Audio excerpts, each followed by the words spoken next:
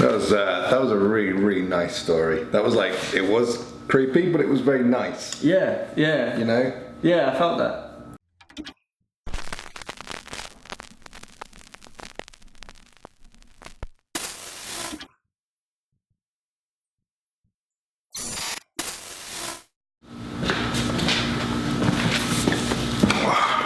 Hello! Hi, how's it going? Hello. You ready?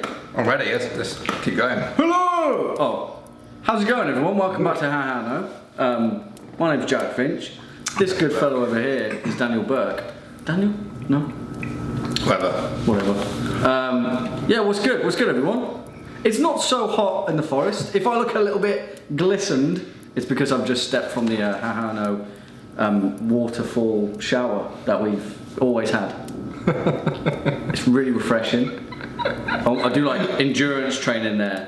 Do you know when you see like kind of like the Grand Masters like beneath the waterfall and it's like that's what I do. Just preparing? Just for this. Oh right, I thought you were just preparing for a waterfall to land on you or something. That's pretty poetic actually. Yeah. A water to fall. Isn't that a song? Anyway, we're rambling as we usually do, but that's why you're here, right? We've got a story this week. I have a story for you. Yeah, Jack's got a story. Yeah, I'm very excited. I have absolutely no idea what it's about. Yeah. I haven't even got a clue. I don't know how good it is. Usually Jack likes to give me an indication of how good it is. Well, usually you just say this is the best thing I've ever written, ever. I do. Ever. I will say one thing before we go into it. This story, perhaps a nice little meander in the road. Okay. A little change of direction, perhaps. Okay, I'm excited. Yeah. Is it the title, A Change of Direction? Well, this week's story is called At the Bottom. At the Bottom. Okay. Is that your first... No, I think it's your second 3-word title, isn't it? You're Mr. Benjamin's Bunker. Oh yeah, that was 3-word, and then I think my longest one is the most recent one, The Cracks in Between. The cracks in between. The cracks in between's 2 words. Let's get into it. This story's called At the Bottom. Okay. The hole had first opened up sometime in the late summer of 1989, but for some reason Emma had a lingering feeling that it had been there for much, much longer. She couldn't quite shake it. Even at night when she'd stared deep into the chasm after pretty much everything else had disappeared, she felt like something was staring back. The whole thing started with a small crack out on the Palmerston Trail, not much deeper than a bucket and as thin and long as a canoe paddle. You could barely get your fist through it when the first of the locals started probing and prying. In fact, it was by pure chance that it was even first found when it was. A dog walker, Mary Arby, tripped while she was taking her Springer Spaniel for an early morning stroll before her first day of mandatory jury duty. Conveniently enough, she broke her ankle in 3 places, and she tried to sue the city for damages, but nothing ever came of it. They were too preoccupied. Everyone else was too caught up in the hype. For the first few days, no one could quite figure out how or why this crack in the ground had appeared, but quickly as the days turned into weeks, their curiosity grew, and with it, so did the Palmerston crack. At first it was a spectacle. The local news crew, Cassie X81, had stationed up for an exclusive piece on what exactly was going on, and amazingly enough, they'd actually managed to capture the crack growing live on air. That was when Emma first saw it with her own 2 eyes, despite hearing about the Palmerston crack day in, day out, non-stop for at least 2 weeks. You see, Emma couldn't ever find time to head out and take a look for herself. Despite it being the summer break and every single kid 15 or under apart from her having the freedom to roam around in the blazing sun doing as they pleased, instead Emma was confounded to flipping burgers at her dad's diner from pretty much dusk till dawn, and even if she did find time to hike out, she was always too tired to warrant going. She'd heard a few kids from school talk about how the crack had swallowed an entire family of wild boars the night before. They said that if you put your ear close enough, you could hear them squealing down below. A few days later, George Primey, the local mechanic, said that he'd secured a high-powered winch and his plan was to send his brother Stan down there with a lantern to see what all the fuss was about. Collateral damage, he said. Stan owed him $200 from a poker game, and he'd much rather collect payment this way. None of it mattered to Emma though. Besides, she never was one to follow trends. She didn't really like anyone at school, and truth be told, she sort of enjoyed it at her dad's place. Easy Ed's. It was good food for the most part, it was honest work, and ever since her mum had passed, the diner and Emma were all her dad had left. It made sense that the two of them came together. On that day though, there was no escaping the buzz that the Parmesan crack had stirred up, and instead, Emma witnessed firsthand just exactly what all the fuss was about. Casey here, live from KCX81. Can you hear that, folks? Can you hear that coming through from the studio? Emma could very well hear the rumble radiating from the TV set despite the diner being busy enough midway caught between the post-lunch rush. It was a low sound, almost like gears crunching and shifting beneath the earth, and for a moment Emma thought she even saw the TV set shake. Oh, there, folks, this one seemed much more concentrated than the others, shouted the news reporter into the camera. I'm not entirely sure how this one is going to pan out. Dom, come with me. Let's see if we can get a little closer. Try and get the angle lower.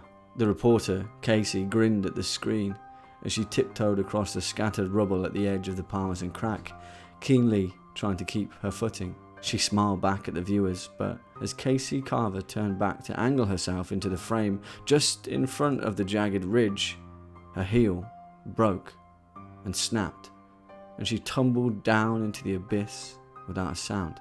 Before she fully slipped in though, her hand managed to tilt the camera ever so slightly. Emma and the rest of the diner watched as Cassie Carver stared directly into the TV screen, her eyes wider than the black pit that became her. That's when it all truly began, when the whole tone of the town shifted. For the next few days, emergency crews from all across the state had stationed up out on the trail, and talk at the diner changed from teenagers joking about a few dead pigs to grown men quietly sipping coffee and drawing maps on napkins. Save Casey Carver t-shirts were printed, and soon enough everyone but Emma had one. George Primey, the mechanic, had tried to offer his winch to the search and rescue crews, but after they declined his offer, he took matters into his own hands. He and his brother Stan were determined to find out exactly where the chasm had led. But after the first day, Stan's harness had split, and all the winch had pulled up were torn strips of canvas and leather. It was only a few hours later that his brother, George Primey, followed. After that, the emergency services declared a public health crisis and cordoned the whole area off. That's when the locals stopped calling it the Parmesan crack and started to refer to it as simply the hole, or the hell hole, or that devil's mouth, and more if they were feeling particularly cantankerous. The Save Casey Carver t-shirts gradually gave way to similar ones. Justice for the Primey brothers, and some even more generic ones. Fill the hole, save our souls. Bright colours, red, yellow and blue. By the time the army had rolled into town, what had begun as the Parmesan crack had now become a gaping maw of a chasm.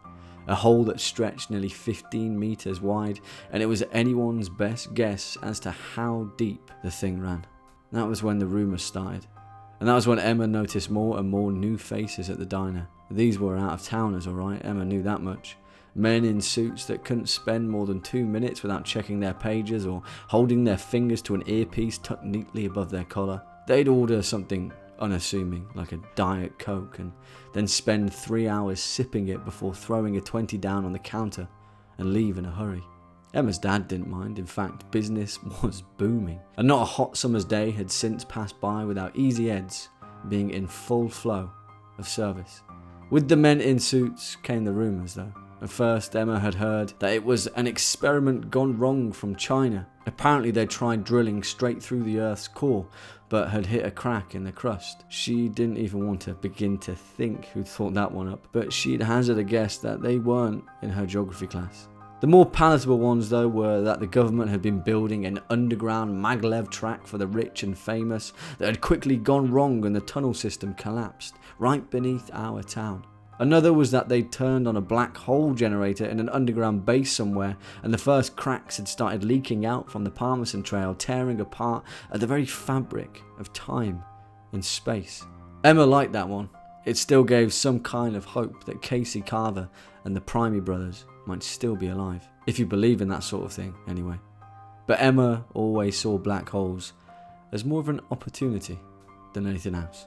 Obviously, along with the rumours, fear quickly followed, and it wasn't long before the picketers had set up camp outside the cordon. It was a Saturday when they'd first showed up to town, a dusty old minivan full of them, men, women and children, each of them clutching wood and plasterboard signs with white t-shirts and black printed crucifixes. The signs read, "God made the hole for our sins burn in hell," and "Repent and the hole will be filled by God," alongside more oddly specific signs that Emma couldn't quite fully understand. It all happened a bit too quickly, and soon enough Emma noticed that the men in suits started to fade from the picture just as easily as they'd appeared. It didn't really make a whole lot of sense, but as time passed, more and more people seemed to pass the diner holding similar signs, and as the days went by, the faces seemed to get more and more familiar. A few of them, Emma noticed, were her dad's friends, yet their faces seemed different, older, almost heavier, with heavier brows and wider flared nostrils. Emma didn't like it. As they passed, one of them came into the diner and spoke to her dad.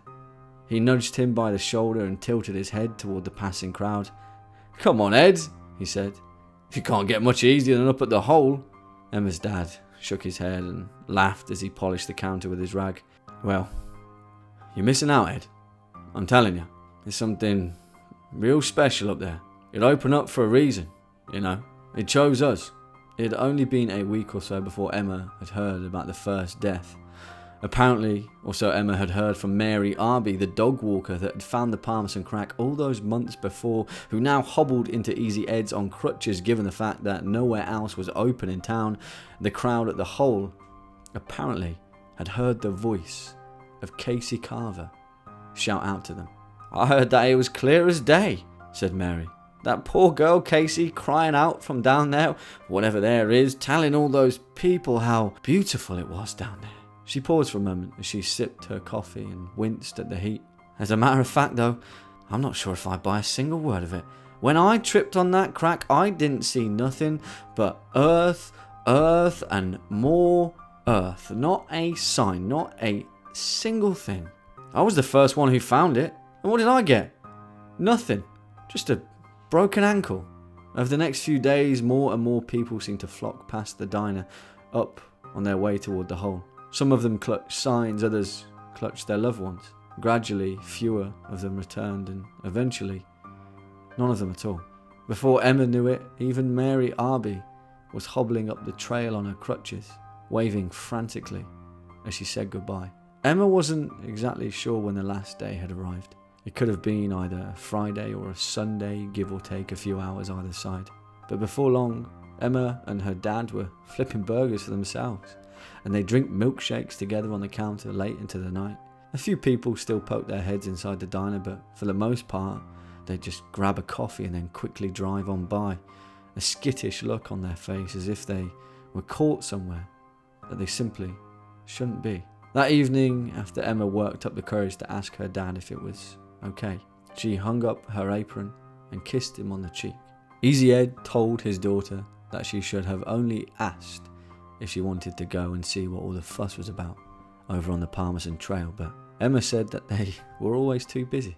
She didn't want to leave him on his own with such a full diner. He smiled and he kissed his daughter on the cheek.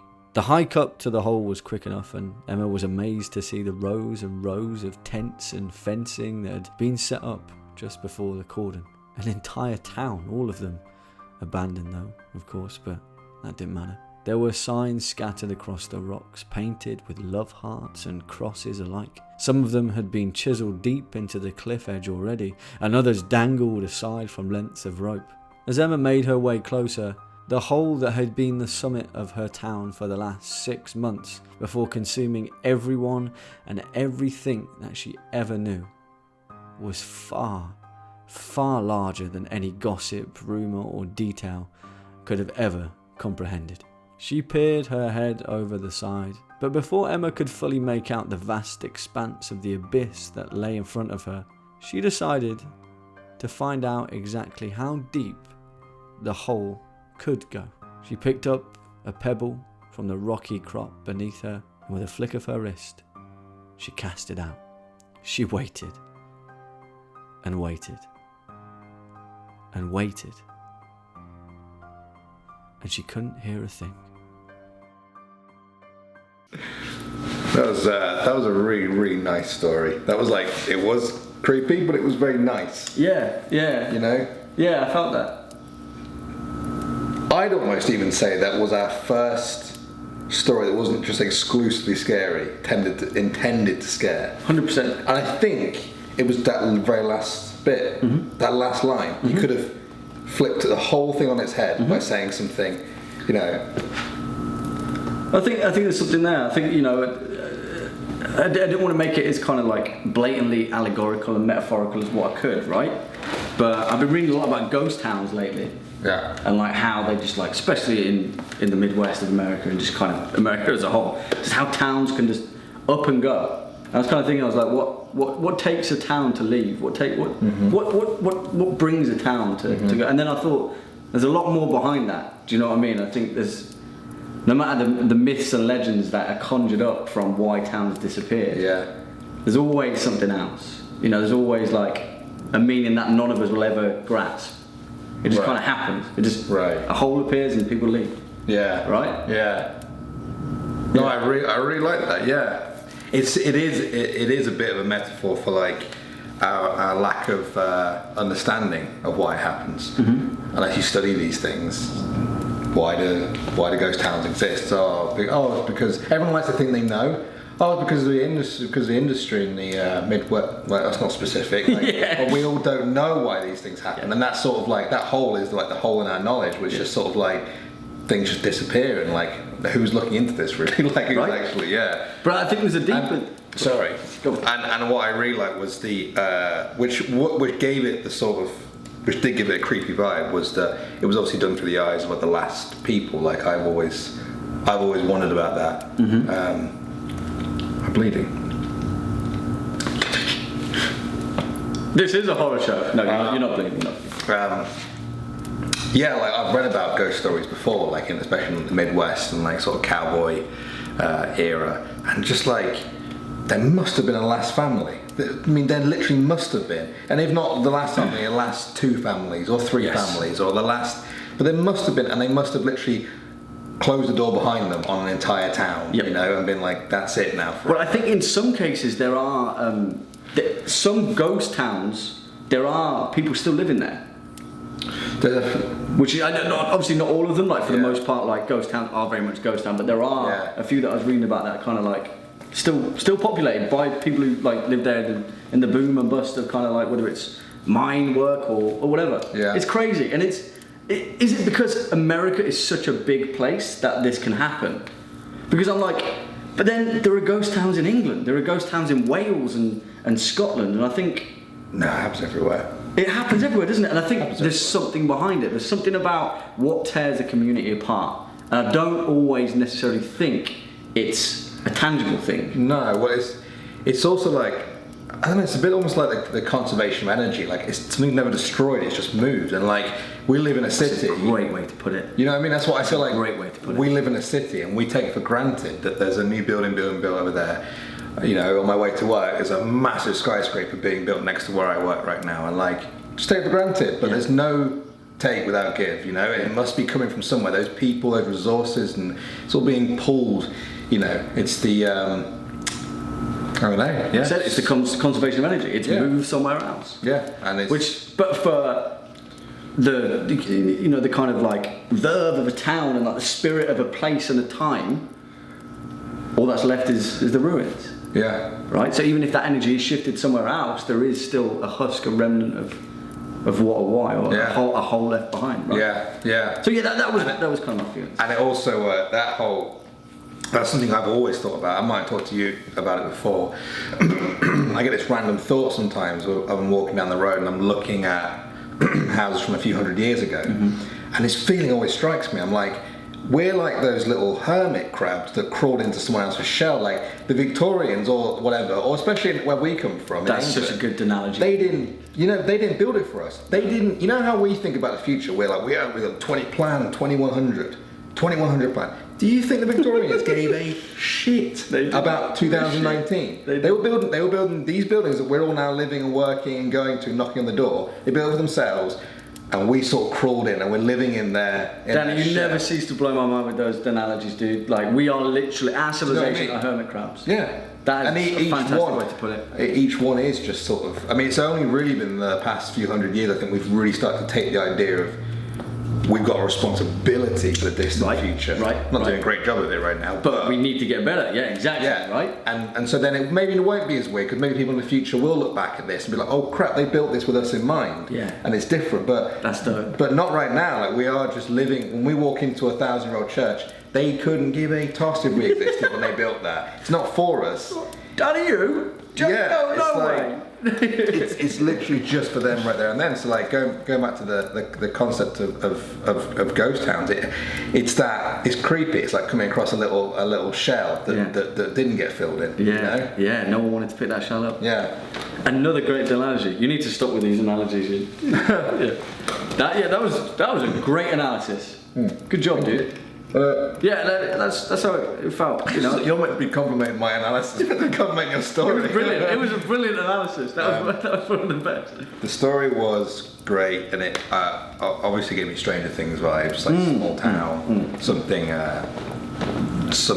is amiss. 80s, 90s, something about a pager there, milkshakes of the 1989. I did say it in the first line, but it obviously it was the first line. Yeah. Okay. Yeah, that was and there was a really great bit. I like to pick out some literary things that you do sometimes that I really like, and there was a bit where you described how it suddenly got escalated, right? And it was, I think you said something like, I think I know the line. It was the lines preceding, and then the army came. It was those lines. Was it the one about it's changed from teenagers talking about wild boars to older men dripping coffee and drawing maps on napkins? Yeah. And it was like that. And you might not think so. I think that's really good, because I would have instinctively gone. I would have instinctively gone straight to the army. I would have gone like, how do I move this forward? And then the first bit would have been the army comes in, and then how people respond to it. But I think it fit really well with that, viewing it through the small family and a small town vibe. To talk about the army was sort of an afterthought. Like that's the real thing is like, what are these people doing, drawing on napkins? Like that was, that's way more powerful than just sort of pulling out the big guns and being like, But anyway, forget the small town people. They brought the tanks in. That's how you know it's getting serious. Like, no, that's not. That's sort of lazy. So. Well, I mean, we're both from small towns, so these details are small town horrific. Horrific. That's why it's terrifying. That's why we're so scared. Old men drawing on napkins. Oh, what are they drawing? What are they planning? Terrifying. It's the end times. You see that happening in a small town. Get out. And then you see a winch. Winch is always bad. Anyway, throw me a score. Yeah, I'm gonna give you a score, and I'm gonna give you an 8.2 for that. An 8.2? Yeah, I am. I feel like that is incredibly generous. Actually, the discussion bumped it up a little bit for me. I just love the energy of it as well. I love the vibe. I like that it was just mysterious, We've talked a lot, if any of you guys watched the live stream, we talked about like sort of taking this storytelling thing and really using it to its full potential. Yeah. And I felt like that was a little window into that. So it was. I wrote that with the intention of doing that. So for that, that got that really excited me. I really enjoyed it. Thanks, man. 8.2. Thanks. 8.2. Good job. Thanks, buddy.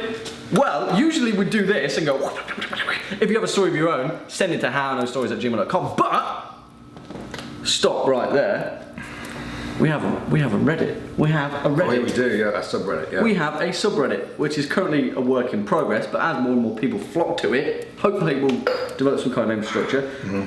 If you just search ohno, all one word, on Reddit, our subreddit will emerge. Yeah. I think as of now, we have 13 members. 13? Wow. As of my last check. Okay. So we'll put that in the description box as well. We will. In the comments, so... Yeah, essentially we're going to use that as our hub now for talking to you guys. All information. Sharing ideas. A few people share their stories and stuff. Already, cool. which is great, yeah. And we'll get very strict. We'll get very moderation. There will be moderation, severe moderation. No fun. No fun whatsoever. Welcome. There will be blocks of information that you... You will have homework. It'll be... Well, I'm out. Anyway, guys, yeah, just do what we said. It's all fun and games. We've got... is this Sunday's video or Thursday's? Don't know yet. They know. Sundays. We're going for Sunday? Probably. If it's a Thursday, happy Thursday. All right. If it's a Sunday, rest easy. Thanks for watching. Stay tuned, we've got a special guest as well. Do we so that happened or it hasn't. Oh yeah, it's either it happened or it hasn't happened. If it's happened, you know. If you don't, you don't. Thanks, guys. Let's keep the fire burning. Let's keep it burning, yeah. Too late, guys. Ooh. Oh, your leg! Oh, my leg!